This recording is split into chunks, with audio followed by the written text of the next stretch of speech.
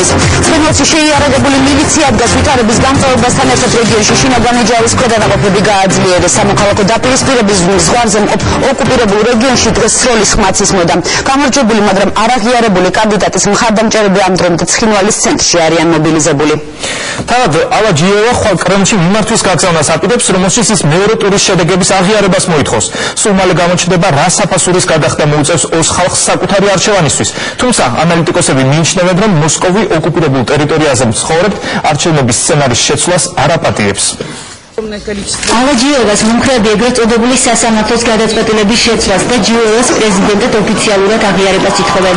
იმ შემთხვევაში, თუ მათი მოთხოვნები არ დაკმაყოფილდა, არ არის გამორიცხული დაპირისპირება სამოქალაქო ომში გადაიზარდოს. ცხინვალში დღეს სიტუაცია რამდენჯერმე დაიძაბა, ისმოდა სროლის ხმაც. რუსული სააგენტოების ცნობით, ჯიევას მხარდამჭერებმა ცენტრალური საარჩევნო კომისიის შენობის შტურმით აღებას სცადეს.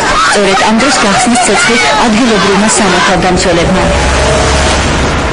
მანამდე კი ალა ჯიევამ საკუთარი თავი ოკუპირებული სამხრეთ ოსეთის პრეზიდენტად გამოაცხადა და ეგრეთ წოდებული სახელმწიფო საბჭო შექმნა.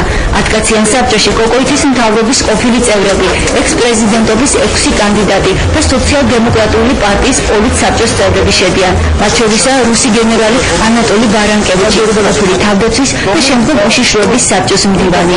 ჯიევამ საბჭოსთან ერთად მოსალოდნელ არეულობაზე პასუხისმგებლობა პირადად ედუარდ კოკოითს დააკისრა. ამის გამო ის ოკუპირებული სამხრეთ ოსეთის ეგრეთ წოდებულმა გენპროკურორმა ფერადი რევოლუციების მოწყობის მცდელობაში დაადანაშაულა.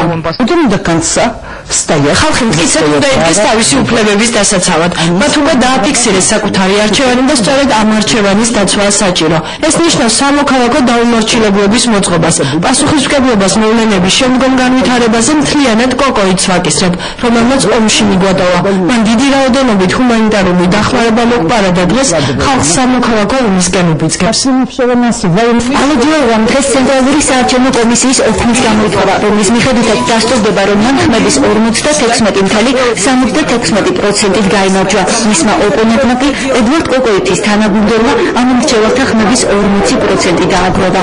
ოქმის მიღების მიუხედავად დოკუმენტს ძალა აღარ აქვს, ვინაიდან ოკუპირებული სამხრეთ ოსეთის ეგრეთ წოდებულმა სასამართლომ არჩევნების შედეგები ბათილად ცნო. სასამართლოს თავმჯდომარე აცამას ბიჩენოვი ირკვევა, რომ კოკოითის ბიძაშვილია დედის მხრიდან. უზენაესი სასამართლოს და პარლამენტის გადაწყვეტილება სრულად პასუხობს ჩვენი რესპუბლიკის კონსტიტუციას, რადგან ადგილი ჰქონდა უამრავ დარღვევას. ალა ჯიევას გუნდის წევრები საარჩევნო უბნებზე ეწეოდნენ აგიტაციას და კომისიის წევრებზე ზეწოლას ახდენდნენ. მათ შეიძლება ბევრი ილაპარაკონ ჩემზე, მაგრამ შეხედონ საკუთარ თავს და საკუთარ ქმედებებს და მერე გულწრფელად თქვან, ღირსეულად იბრძოდნენ თუ არა. ალა ჯიევა მხარდამჭერების მოსყიდვასა და საარჩევნო კანონმდებლობის დარღვევაში დაადანაშაულეს და 2012 წლის 25 მარტს დანიშნულ მორიგ არჩევნებში მონაწილეობაც აუკრძალეს. კოკოითის უკანონმდებლობებზე ჯიევა მედვედევის და პუტინის სახელზე საგანგებო მიმართვას ამზადებს, რომელსაც სავარაუდოდ კრემლში ხვალ გააგზავნის. ამის შესახებ დღეს საუბარი მას ოკუპირებულ სამხრეთ ოსეთში, რუსეთის ეგრეთ წოდებულ ელჩთანაც ჰქონდა. სიტუაცია ძალიან დაძაბულია. აქ არიან ადამიანები, რომლებსაც აქციის მონაწილეების სიცოცხლე არაფრადულა. მშობლიოთ მდგომარეობაში, მაგრამ როცა დოკუმენტურად დადასტურებულია ყველაფერი, უნდა დასვათ წერტილი და მათ სიმართლე მოთხოვოთ.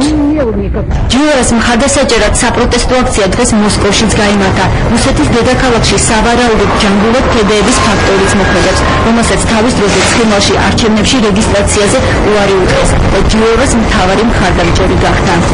რუსეთის ანალიტიკურ წრეებში მიაჩნიათ, რომ მოსკოვი საკუთარი ძალაუფლების დემონსტრირებას ისევ გააგრძელებს. ექსპერტები თვლიან, რომ კრემლი არჩევნების სცენარის შეცვლას ოს ხალხს არ პატიობს. რეალურად მოსკოვისთვის სულ ერთია, ვინ იქნება გამარჯვებული. მთავარია, რომ მან სწორად და ეფექტურად მოახსენოს კრემლს დახარჯული ფულის შესახებ. რა თქმა უნდა, პრიორიტეტი ბიბილოვი იყო, რომელიც კრემლში მედვედევმა მიიღო. ხალხმა კი სხვა არჩევანი გააკეთა. კრემლს კი მათი არჩევანის გათვალისწინება არ სურს. კრემლის მხრიდან სიტუაციის კიდევ უფრო გამწევებას არ გამორიცხავენ თბილისშიც. ექსპერტები და მმართველი გუნდის წევრები თვლიან, რომ სიტუაცია ცხინვალში რუსეთის სათათბიროს არჩევნების შემდეგ კიდევ უფრო კრიტიკული იქნება. კრემლი გააკეთებს ყველაფერს, რათა საკუთარი გავლენა შეინარჩუნოს. ალაჯიევას ხალხმა აჩვენეს, რომ მათ აქვს საკუთარი აზრი.